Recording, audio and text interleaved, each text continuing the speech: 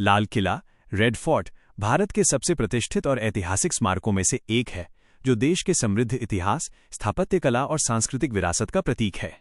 यह पुरानी दिल्ली में यमुना नदी के तट पर स्थित है। इतिहास और निर्माण। लाल किले का निर्माण 5वें मुगल सम्राट शाहजहां ने करवाया था।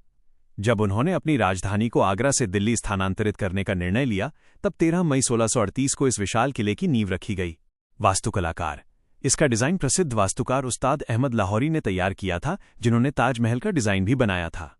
समय और लागत। इसे बनने में लगभग 10 वर्ष 1638-1648 का समय लगा था। नामकरण।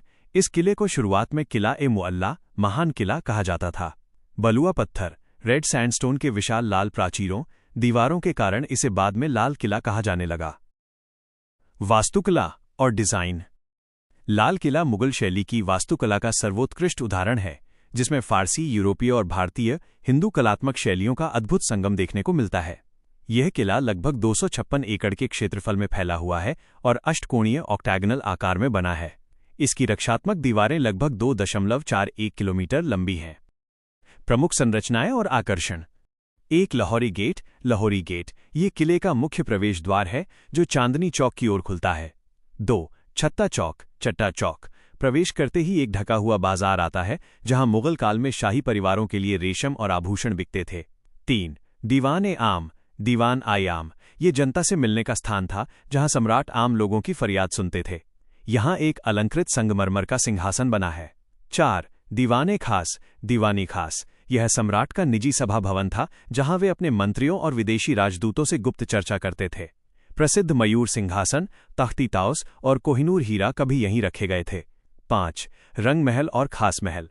रंग महल शाही महिलाओं, रानियों का निवास स्थान था, जबकि खास महल सम्राट का व्यक्तिगत विश्राम गृह था। 6.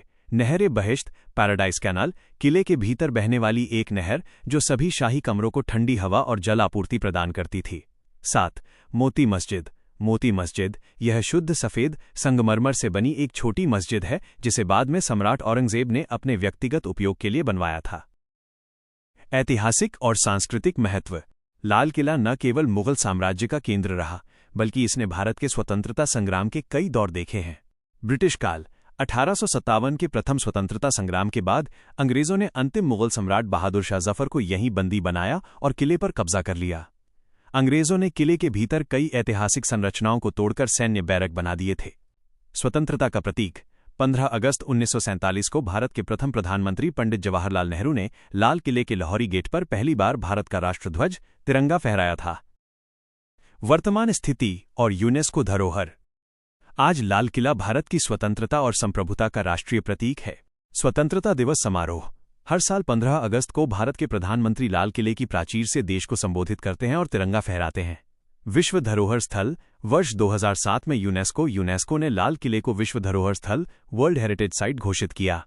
आज ये भारतीय पुरातत्व सर्वेक्षण ASI की देखरेख में एक प्रमुख पर्यटक स्थल है, जहां हर साल लाखों भारतीय और विदेशी पर्यटक इसके वैभवशाली अतीत को देखने आते हैं।